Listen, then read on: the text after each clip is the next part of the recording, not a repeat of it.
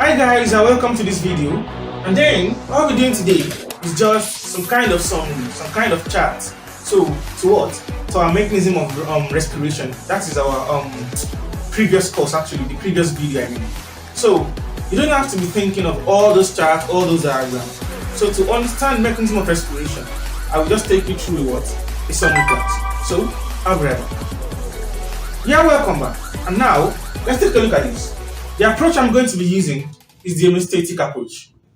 In homeostasis, we used to have something like this, a straight line, and then we used to write balance on it. Right? And we're going to have a knife edge here.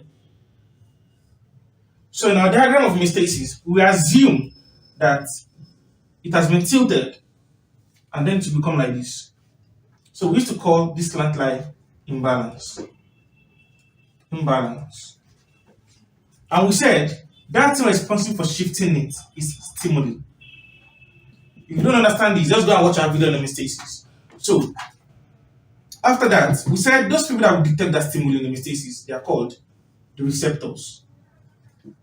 Receptors. And we said the function of the receptor is to transmit an impulse through the afferent pathway to another place called what?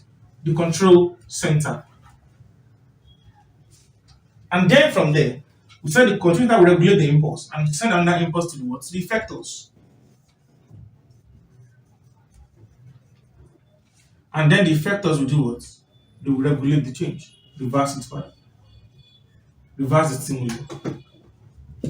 And once they reverse this stimuli now, it will bring this thing back to normal again. So this is our normal diagram for what? For homeostasis. Now let's assume that we want to use that same diagram to explain mechanism of respiration. So let's start with the inspiratory phase. For the inspiratory phase, what will be your stimuli? The change is the reduction in the level of oxygen. As simple as that. So the level of oxygen in the blood has reduced. Then we said the person that will receive it, they are called the chemoreceptors. Chemo what? Chemoreceptors. We said they can be found in the arc of aorta and what? And the carotid artery. Some textbook says in some capillary beds. After that, same thing with this receptor is going to send an impulse like this through the afferent pathway into the control center. And we said the control center of what? Of mechanism of respiration is medulla oblongata. Medulla oblongata. And after that, what next? We said this control center is going to send an impulse to the effectors, right? So same thing, this medulla oblongata, being the control center, we send impulses through to what? Through to nerves. And those nerves are the what? Intercostal nerve. Intercostal nerve and the phrenic nerve. So they will carry impulse through the afferent pathway to the effectors. And now what are the effectors? For this intercostal nerve, it will transmit an impulse on the intercostal muscle. Intercostal muscle.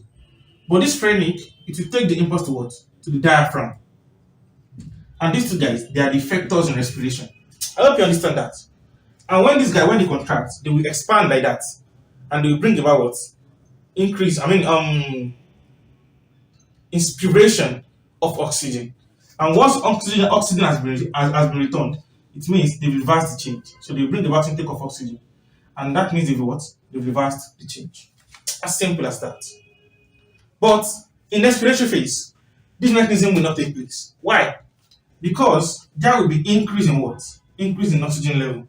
So we are now in respiratory now. There's going to be increase in oxygen level. And after the increase in oxygen level, the chemoreceptor, they are not going to detect it. And once they did not detect it, they will not send impulse to the what? To the medulla oblongata.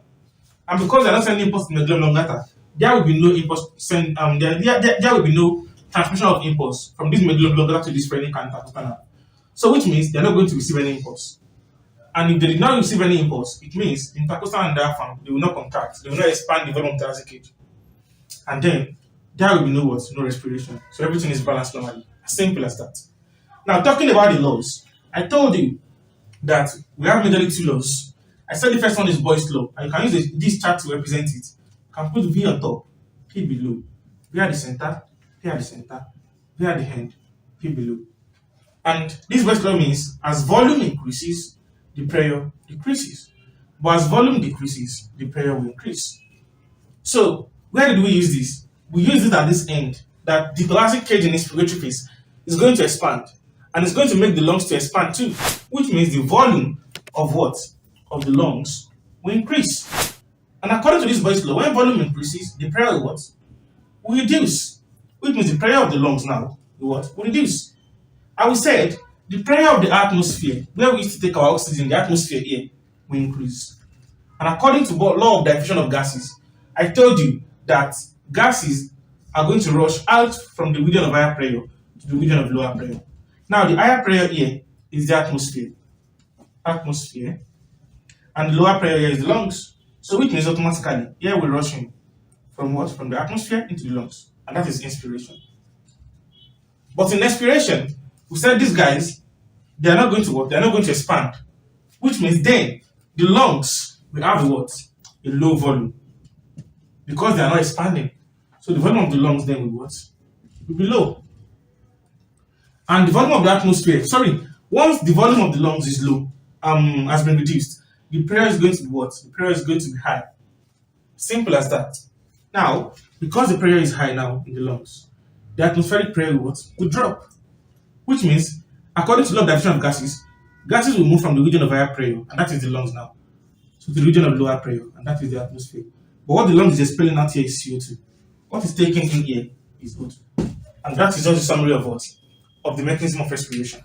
If you haven't watched our video on mechanism of respiration proper, you can actually go there to understand this very well. Or else everything we're saying, you find it difficult to decipher it. So, as usual, that's the end of the video. Make sure you share it with your friends and click the subscribe button to make us continue doing this good work.